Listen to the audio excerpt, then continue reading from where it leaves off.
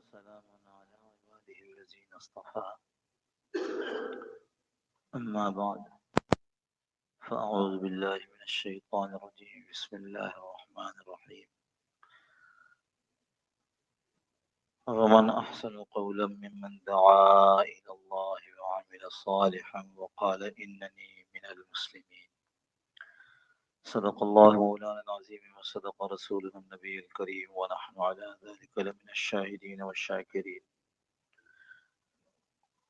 اللهم صل على سيدنا مولانا محمد النبي الأمي وعلى آله وسلم تسليما كثيرا كثيرا اللهم رب الحل والحرام ورب البيت الحرام ورب الركن والمقام أبلغ لروح سيدنا مولانا محمد منا السلام.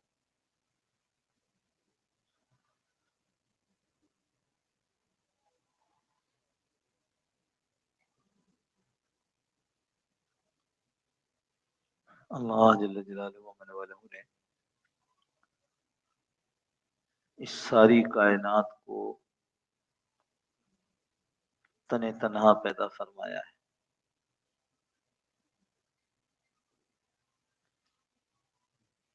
اس میں اللہ تعالی کو کسی مرحلے پر کسی سے مشورے کی ضرورت نہیں پڑی، کسی سے مشورے کی ضرورت نہیں پڑی. اللہ نے اپنے ارادے سے اپنی مشیت سے اس دنیا کو کائنات کو بنایا ہے، جیسے چاہا بنایا ہے. اور اللہ کو یہ ایسی کمزوری بھی نہیں کہ جس کے لیے ان کو کسی مدد کی ضرورت پڑی ہو. وہ جس چیز کا ارادہ کرتے ہیں وہ چیز ہو جاتی ہے. ان کے ارادے کا نام وجود ہے. یہ ساری مخلوق سارے کاموں میں اللہ کی محتاج ہے، اور اللہ سبحانہ و تعالی صمد ہیں، کسی کام میں کسی کے محتاج نہیں.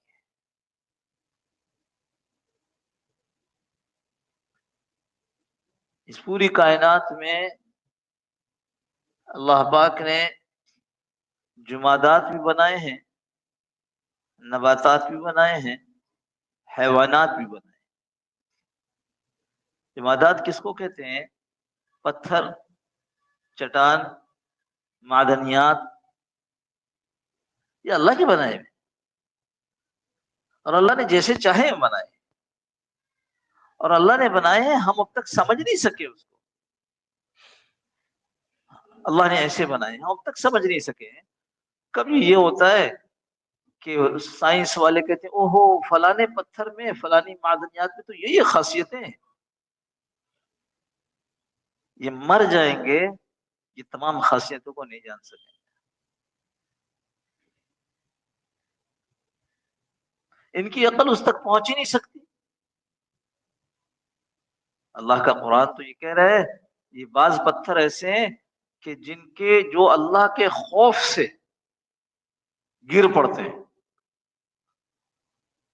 آپ کا سائنس والا کہہ سکتا ہے اس کو کہ اللہ خوف سے گرا؟ وہ کہے گا یوں ہوا تھا، زلزلہ آ گیا تھا، زمین ہل گئی تھی اس لیے ایسا ہو گیا.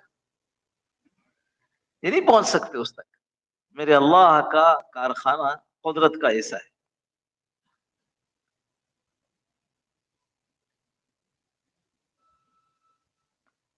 نباتات بنائے ہیں،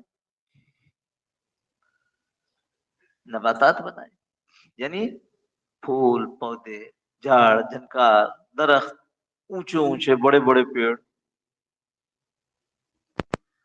یہ اللہ نے بنائے. کتنے ہیں، قسمیں کتنی ہیں، ان کے فائدے کیا ہیں، کتنے ہیں، کیسے ہیں، وہ تو ابھی سر مار رہے ہیں. سر مار مار کر پہنچے گا تو بھی اس تک نہیں پہنچ سکیں گے جہاں اللہ کی قدرت موجود ہے. یہ سب چیزیں اللہ کی طرف اشارہ کریں.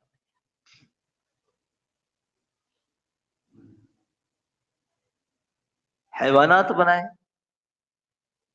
حیوانات میں بتاؤ کتنی چیزیں. وہ جو فضا میں اڑتے ہوئے پرندے ہیں، وہ جنگلوں میں جو درندے ہیں، وہ جو پانی میں مچھلیاں ہیں، بتاؤ قسمیں کسی کو معلوم؟ وہ جو زمین کے بلوں میں حشرات الارض ہیں،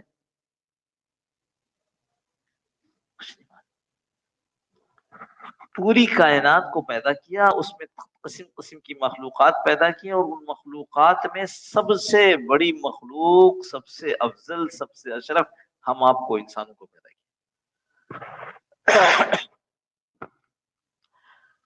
اور جو پرانے زمانے کے فلاسفہ تھے، فلسفے والے، اور نئے زمانے کے جو محققین ہیں، وہ کہتے ہیں کہ ٹھیک ہے، یہ جتنی مخلوقات ہیں ان میں انسانوں کو اس لیے ممتاز، اس لیے الگ کیا جا رہا ہے کہ یہ حیوان ناطق ہے، ناطق یعنی بولنے والا ہے، اور بولنے میں ماشاء اللہ، ماشاء اللہ ایسا ہے، ایسا ہے۔ صبح جب خانقاہ میں یہ موضوع بیان کیا تو ایک صاحب آئے، اور انہوں نے کہا کہ 18,000 جو مخلوق ہیں تو سب کی اپنی اپنی بولیاں ہوں گی نا؟ کہا یقین، 18,000 تو بولیاں ہو گئی، بلی میاؤں کرے اور کتا بھونکے اور شیر دھاڑے، لیکن صرف انسانوں کی بولیاں جو اس زمانے کی تحقیق ہے، اس زمانے میں 6,000 بولیاں ہیں، 6,000 زبانیں چل رہی ہیں، جو مٹ گئی، جو ختم ہو گئی، وہ اپنی جگہ ہے۔ ایسا حیوان ناطق ہے، ایسا بولنے والا جانور ہے، ایسا بولنے والا حیوان ہے یہ انسان، کہ 6,000 بولیاں تو اس کی اس وقت اس دنیا میں چل رہی ہیں۔ پر جو بات عرض کرنی ہے وہ یہ، جو آیت تلاوت کی آپ کے سامنے، وَمَنْ أَحْسَنُ قَوْلًا مِّمَّنْ دَعَا إِلَى اللَّهِ، یہ جتنی بولیاں بولی جا رہی ہیں، ڈاکٹر اپنی زبان بول رہا ہے، حکیم اپنی چیزوں کو سمجھا رہا ہے، یہ بیماری ہے، اس کی یہ دوا ہے، اس کی یہ غذا ہے، اس کا یہ پرہیز ہے، اس کو اس طرح اس وقت کھانا ہے، پانی میں ملا کر کھانا ہے، دودھ میں ملا کر کھانا ہے، نہار منہ کھانا، جو کچھ ہے بول رہا ہے۔ انجینئر اپنی زبان بول رہا ہے، مشین ایسے بنے گی، مشین ایسے چلے گی، مشین میں یہ خرابی ہو گئی، مشین یوں ٹھیک ہوگی، بول رہا ہے۔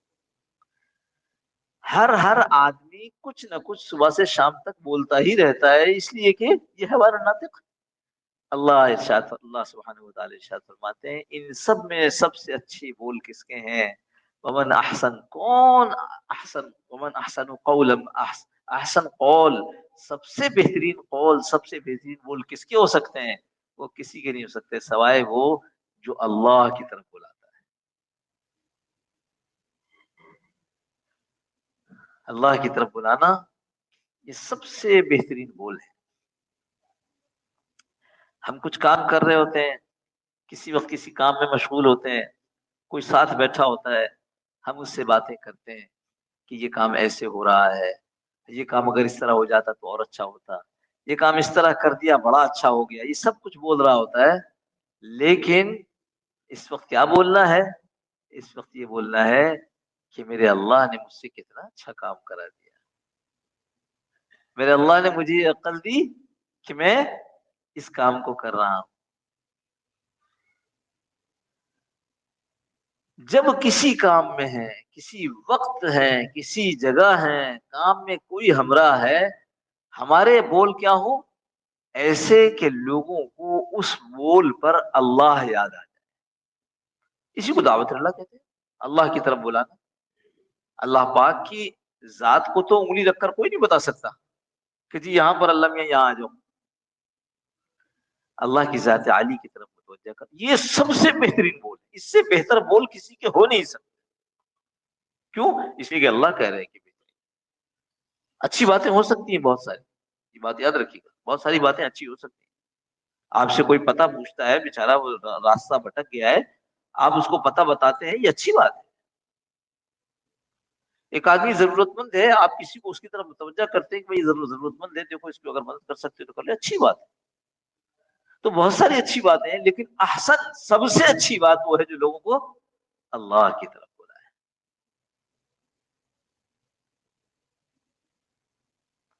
اسی طرح کہتے ہیں کہ جی اب تک جو کچھ دنیا میں ہوا ہے وہ کس نے کیا؟ اللہ نے کیا۔ اور اب جو کچھ ہو رہا ہے اس وقت دنیا میں وہ کون کر رہا ہے؟ اللہ کر رہا ہے۔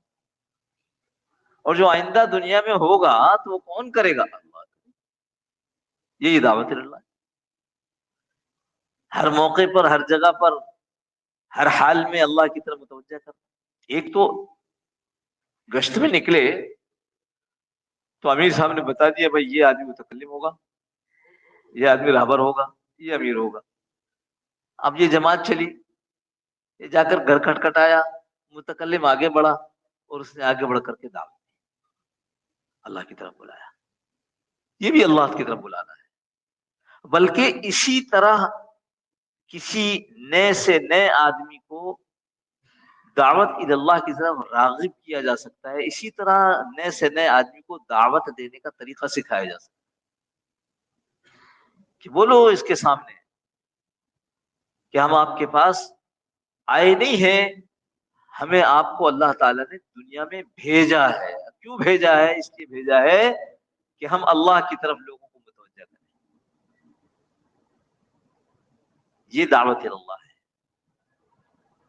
کسی ماحول، کسی وقت، کسی موقع پر، مسجد کے اندر، مسجد سے باہر، بازار میں، گھر کے اندر، دفتر میں، کاروبار میں، کسی کھیل کود کی جگہ پر لوگوں کو اللہ کی طرف متوجہ کرنا، یہ دعوت اللہ ہے۔ البتہ اس کو سکھانے کے لیے کہتے ہیں تبلیغ والوں کے ساتھ جاؤ، تھوڑا سا ذہن بناؤ، ذہن بن جائے، اس کے بعد پھر ماشاء اللہ ڈھنگ سیکھ لو تو پھر خوب خوب دعوت اللہ کا۔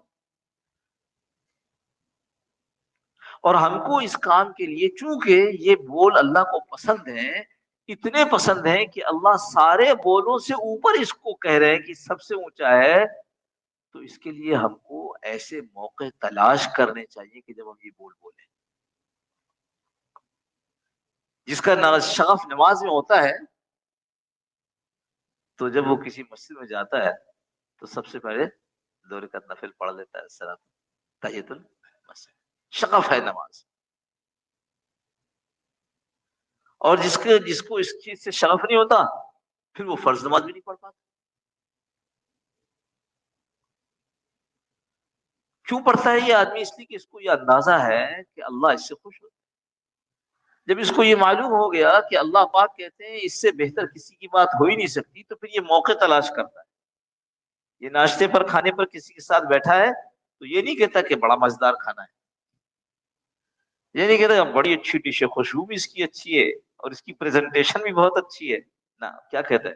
کہتے ہیں اللہ تعالیٰ نے کیسا ذائقہ رکھا ہے اس کھانے میں، اللہ نے کیسی چیز ہمیں کھلائی ہے، اللہ کی نعمت ہے، دیکھو کہاں بنی ہے، کہاں چل کر مجھ تک پہنچی ہے۔ یہ کھانے پر موقع تلاش کر رہا ہے، کس کا؟ دعوت اللہ کا۔ جو ساتھ بیٹھا ہے اس کو اللہ کی طرف متوجہ کر رہا ہے، اپنی ذات کو بھی کر رہا ہے۔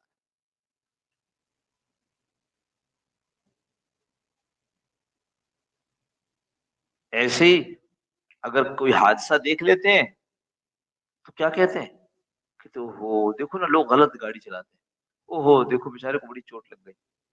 یہ کیا کہتے ہیں؟ او ہو اس نے دعا نہیں پڑی ہوگی، او ہو اللہ نے اس کے ساتھ برا معاملہ کر دیا، او ہو اللہ اس کی آگے حفاظت فرمائے۔ کہتے اللہ بس حفاظت کرنے والا تو ہی ہے، اللہ تو نے اپنی حفاظت ہٹا دی تو اس بیچارے کے ساتھ کیا ہو گیا۔ یہ حادثے کو دیکھ کر بھی اللہ کو یاد، دعوت اللہ، اللہ کی بولی بولتا ہے، اللہ کی بات کی طرف، اللہ کی ذات کی طرف اپنی بات کے ذریعے لوگوں کو متوجہ کرتا ہے۔ کیوں؟ اس کو پتا ہے کہ یہ سب سے اچھا بول ہے، اس کی بڑی قیمت لگ رہی ہوگی اوپر، بڑی قیمت لگ رہی ہوگی۔ وہی بول چال جو ہم کرتے ہیں سارے دن، اسی بول چال کا انداز بدل جاتا ہے۔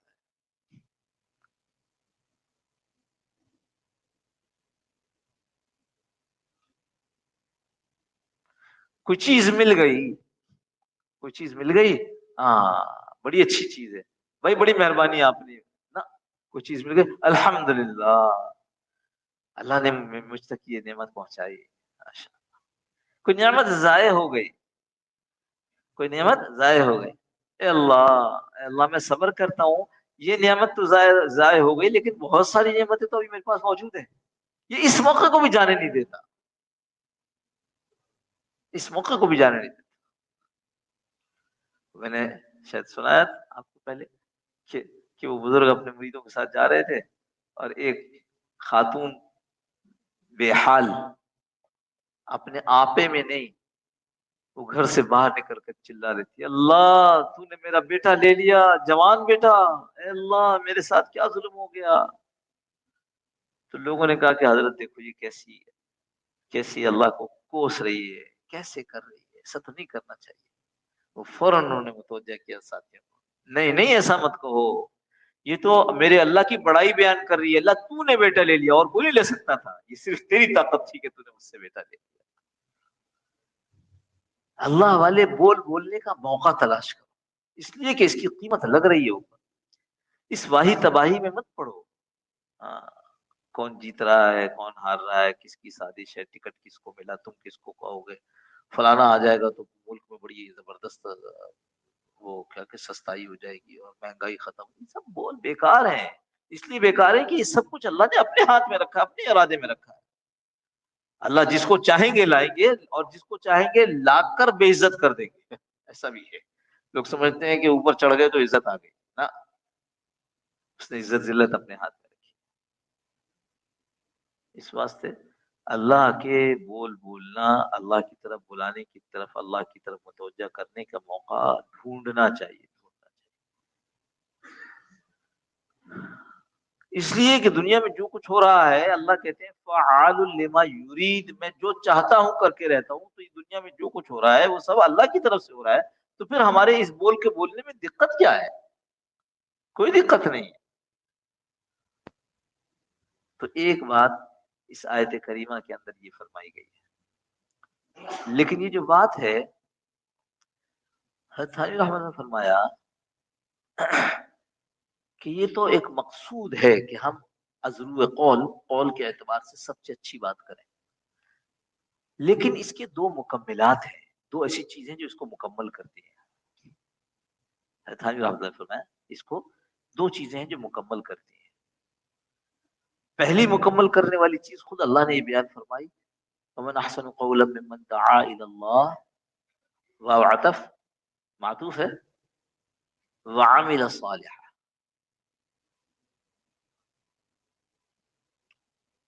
اور نیک عمل کرے، نیک عمل کرے۔ فرمایا کہ نیک عمل نہیں کرے گا تو اس کا قول احسن قول نہیں رہے گا، اس کا قول احسن اس وقت ہو رہا ہے جب یہ ساتھ نیک عمل بھی کرے۔ اب بتاؤ نیک عمل کہاں سے پتہ چلے گا؟ ڈاکٹر بتائے گا؟ انجینئر بتائے گا؟ کون بتائے گا؟ یہ نیک عمل اہل علم بتائیں گے، اہل مدارس علماء بتائیں گے۔ تو جیسے ومن احسن قولا ممن دعا الى اللہ، اس دعوت کو سیکھنے کے لیے ہم تبلیغ کا ماحول اختیار کرتے ہیں، ایسے ہی نیک عمل کو سیکھنے کے لیے ہم اہل علم علماء کا ماحول اختیار کرتے ہیں۔ ان سے پوچھتے ہیں ذرا بتائیے تو صحیح، ذرا ہمیں بتائیے نیک عمل کیسے بنے گا؟ وہ بتائیں گے نیک عمل کیسے بنے گا۔ ہم جو کچھ کرتے ہیں، ہماری معاشرت ہے، رہنا سہنا ہے، ہمارے معاملات ہیں، یہ سب اس وقت نیک عمل بنیں گے جب ہم حضور صلی اللہ تعالی علیہ وسلم کی سنت کے مطابق اس عمل کو اختیار کریں، اس کے بغیر نہیں بنے۔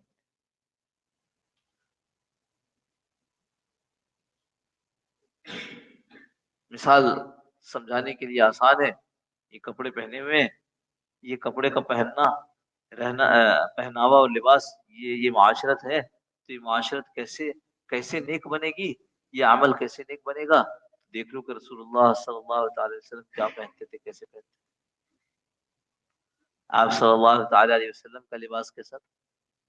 ساتر لباس تھا، ساتر، ستر چھپانے والا، ناف سے لے کر مرد کے لیے، ناف سے لے کر گھٹنے تک ستر ہے، یہ لباس پہنتے تھے۔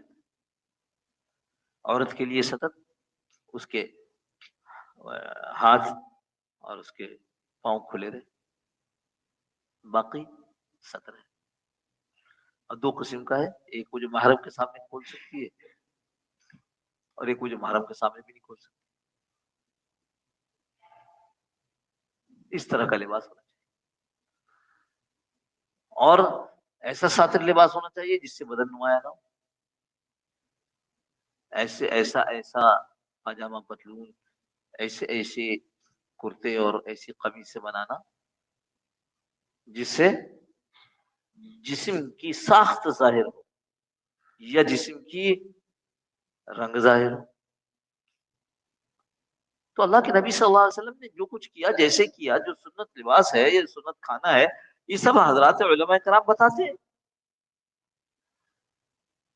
تو جیسے دعوت اللہ کو سیکھنے کے لیے دعوت والوں کے ساتھ وقت لگانا چاہیے، ایسے ہی نیک اعمال کو سیکھنے کے لیے ان لوگوں کے ساتھ اپنے اوقات کو گزارنا چاہیے، ان سے تعلق مضبوط اختیار کرنا چاہیے جو یہ بتائیں کہ ہمارے لیے کون سی چیز صحیح، کون سی چیز غلط، یعنی معاشرت میں صحیح غلط کیا ہے، اور اسی طرح معاشرت کے ساتھ ساتھ معاملات میں کیا ہے.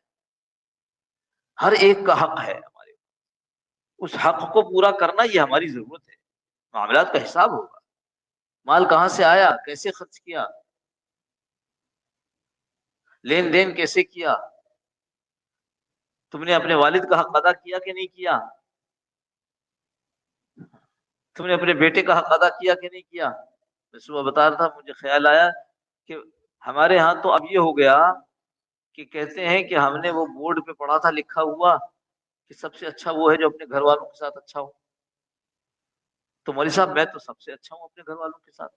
جب میری بیوی نے کہا کہ ٹی وی لا کر دے تو میں نے دے دیا، میرے بچے نے کہا موبائل لا کر دے تو وہ بڑا والا میں نے دے دیا، میں تو سب سے اچھا ہوں.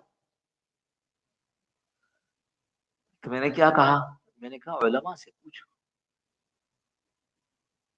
کیا اچھا نیک عمل کیا ہے، وہ علماء سے پوچھو، خود سے فیصلے مت کرو.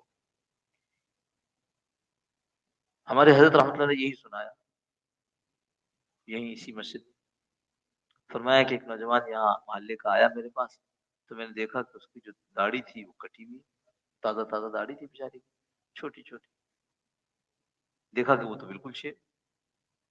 تو فرمانے لگے، میں نے اس سے کہا کہ بھائی یہ تم نے کیا کیا، داڑھی کیوں کٹوا دی؟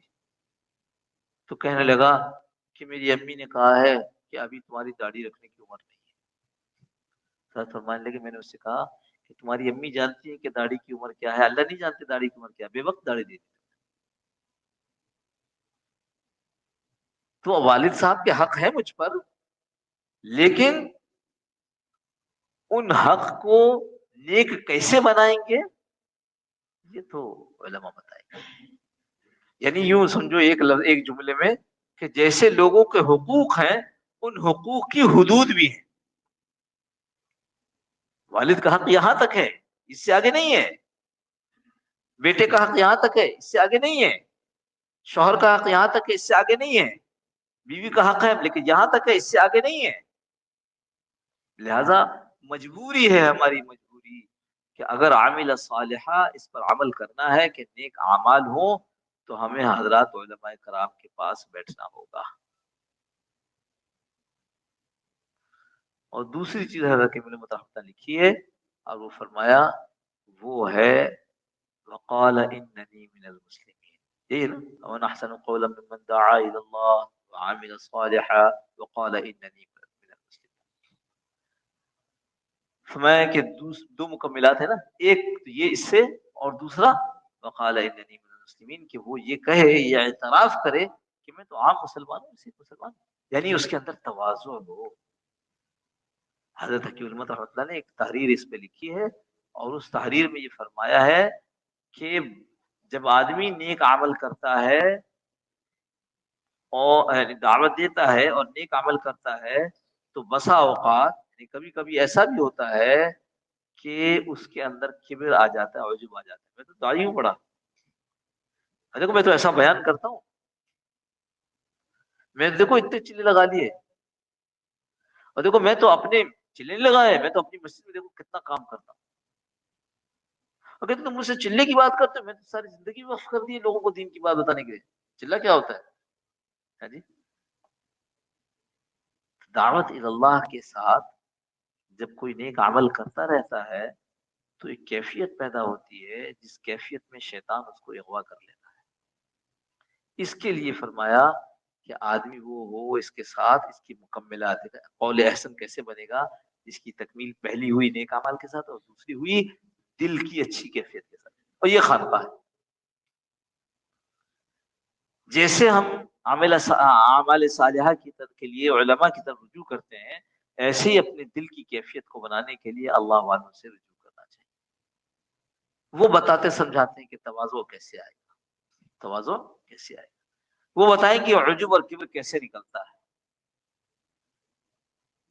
تھانوی رحمۃ اللہ نے ارشاد فرمایا کہ ایک صاحب آئے میرے پاس اور کہا کہ دل میں اندر ایک تکبر سا پیدا ہو رہا ہے، تو ذرا آپ میرا علاج کر دیں۔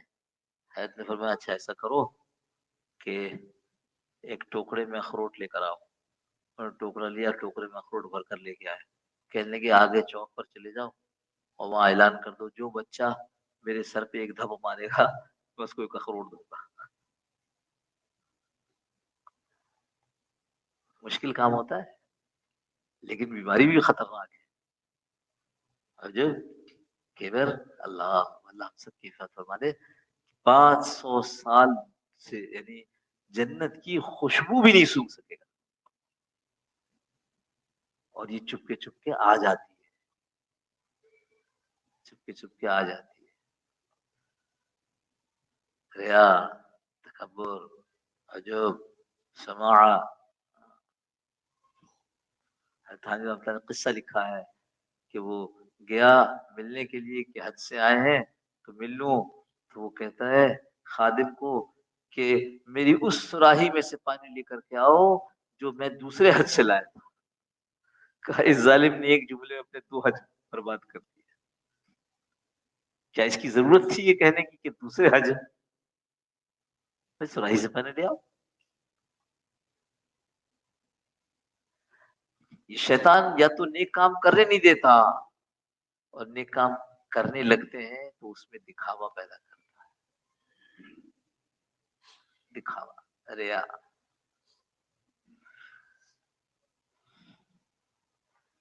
اور میں نے لفظ ایک استعمال کیا سماع، یہ شاید آپ نے نہ سنا، جیسے عجب اور تکبر ایک ساتھ استعمال ہوتا ہے، ایسے ریا اور سماع ایک ساتھ استعمال ہوتا ہے۔ ریا میں آدمی کی خواہش ہوتی ہے کہ لوگ مجھے دیکھیں میں کتنا زبردست کام کرتا ہوں، کتنا نیک ہوں، میری نماز دیکھیں، میرا ذکر دیکھیں، میری داڑھی دیکھیں، میری ٹوپی دیکھیں، یہ دیکھیں کہ میں کتنا اچھا کاروبار کرتا ہوں، دین کے مطابق کرتا ہوں۔ شہرت کا جذبہ ہوتا ہے، دکھانے کا جذبہ ہوتا ہے، لوگوں کو بتانے کا جذبہ ہوتا ہے۔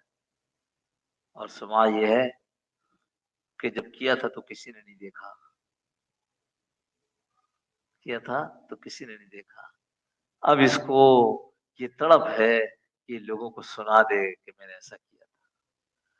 وہ کہتے ہیں آج تو بڑی سردی تھی، جب تہجد کے لیے اٹھا نا پانی بڑا ٹھنڈا تھا، اس نے اپنی تہجد کو ضائع کر دیا۔ ہائے، کبھی کبھی آدمی اس چکر میں پڑ جاتا ہے، تحدیث نعمت کے طور پر کرنا، اللہ کا شکر ادا کرنے کے لیے میں کہہ رہا ہوں کہ اللہ نے آج یہ توفیق دے دی۔ نہیں بھائی، اس کی اجازت نہیں ہے ہمیں، ہم سے مراد یہ جو ہم پرائمری کے طالب علم ہیں، ہمیں اس کی اجازت نہیں ہے۔ جب آدمی کسی درجے پر پہنچ جاتا ہے جہاں تعریف اور مذمت برابر ہے، کوئی تعریف کرتا ہے تو اس پہ کوئی اثر نہیں پڑتا، آدمی اس درجے پر پہنچ جاتا ہے کہ جب اس کی کوئی مذمت اور برائی کرتا ہے تو کہتے ہیں بھائی تجھے میری بہت کم برائیاں پتہ ہے، جتنی تجھے کہیں اس سے بہت زیادہ ہے۔ جب آدمی اس درجے پر پہنچ جاتا ہے کہ سونا مٹی اس کے لیے برابر ہو جائے، ایسی برابر ہو جائے، ایسی برابر ہو جائے جیسے شیخ عبد القادر جیلانی رحمۃ اللہ علیہ کہ حضرت آپ کا جو مال کا سامان کا جہاز آ رہا تھا وہ ڈوب گیا، نیچے سر جھکایا اور کہا الحمدللہ، پھر کسی نے خبر دی حضرت وہ خبر غلط تھی، مال تو سارا آپ کا ساحل پر آ کے لگ گیا، پھر نظر جھکائی الحمدللہ۔ کسی نے پوچھا حضرت دونوں مرتبہ اللہ اکبر الحمدللہ، کہلے جب ڈوبنے کی خبر سنی تو دل کو ٹٹولا کہ اس کا کوئی غم ہوا ہے، نہیں ہوا، میں نے کہا اللہ کا شکر ہے، مال ہے، مال کی محبت نہیں ہے۔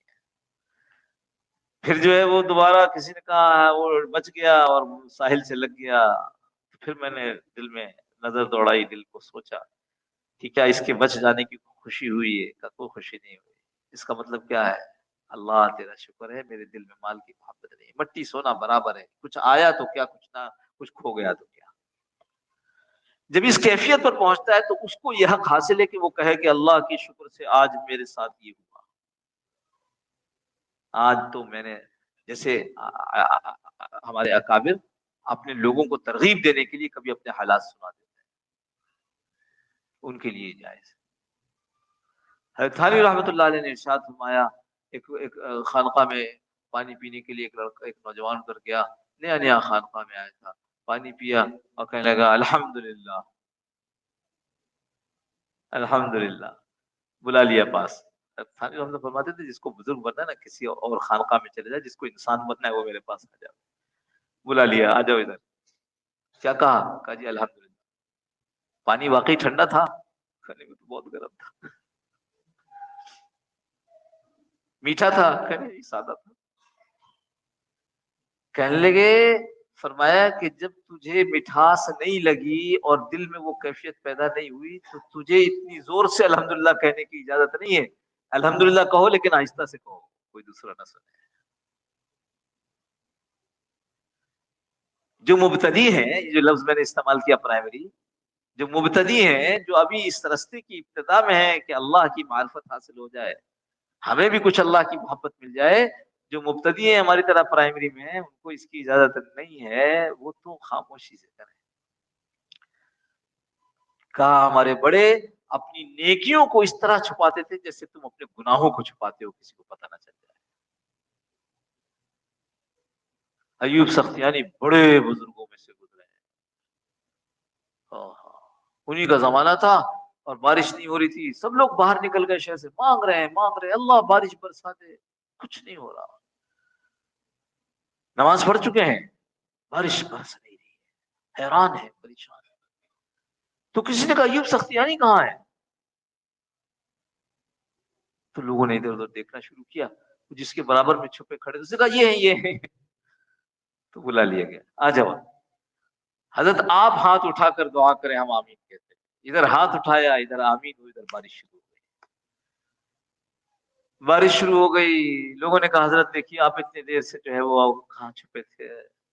کہنے لگے اللہ، اب میرا راز راز میں نہ رہا، اب تو مجھے اٹھا لے، جمعے سے پہلے میرا انتقال ہو گیا۔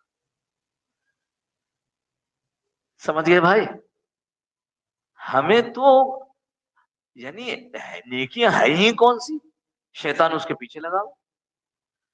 تو سوا کیا ہے کہ جب آدمی کوئی چیز اکیلے میں کر لیتا ہے، کوئی نہیں دیکھتا، تو وہ لوگوں کو بہانے سے بتاتا ہے، اور بتانے کے پہ اس کی خواہش ہوتی کہ یہ اب میری تعریف کرے۔ اللہ ہم سب کی اس سے بھی حفاظت کرے۔ ہاں، کبھی غلطی سے منہ سے نکل جائے، فوراً استغفار کرے۔ کبھی ریا جو جو جو جو کہ جس میں بولتا نہیں آدمی، اندر دل میں خیال ہوتا ہے، فوراً فوراً توبہ کرے، استغفار کرے۔ اس کا علاج اس کے سوا کچھ نہیں ہے، ریا کا علاج اس کے سوا کچھ نہیں۔ فوراً استغفار کرے، اللہ سے مانگنے میں لگ جائے، اور کوشش کرے کہ آئندہ کوئی فرض عمل کے علاوہ جو اعمال ہوتے ہیں وہ اجتماعی اگر نہ ہے تو وہ اکیلے میں کیے جائیں۔ ٹھیک ہے بھائی؟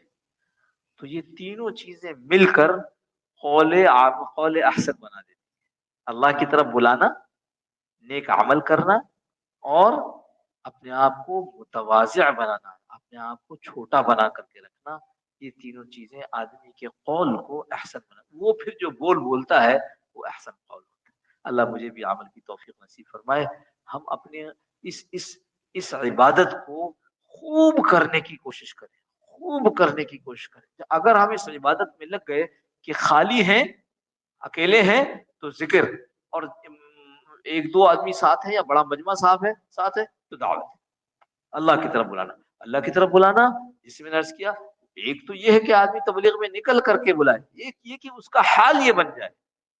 اور جب آدمی اللہ والوں کی صحبت میں رہتا ہے، اللہ والوں کے ساتھ اپنے وقت کو لگاتا ہے، اللہ والوں کے ساتھ اپنی زندگی کو گزارتا ہے، تو پھر حضرت حکیم اختر صاحب رحمۃ اللہ کا شعر جو ہے نا،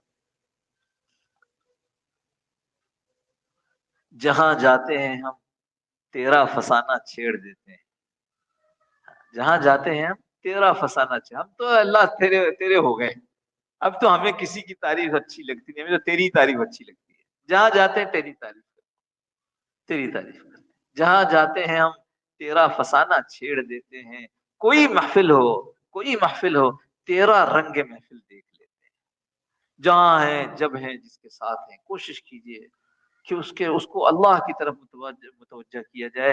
انشاءاللہ یہ بڑی عبادت ہے جو ہمیں سب سے پہلے کس چیز سے بچا لے گی؟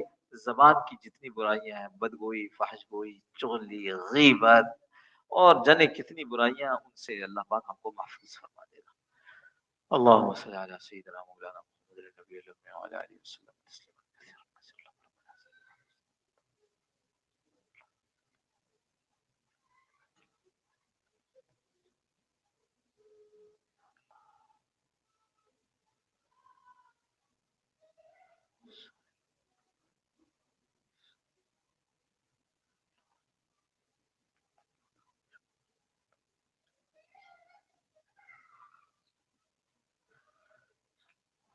اللهم ربنا تقبل منا انك انت السميع العليم وتب علينا يا مولانا انك انت التواب الرحيم.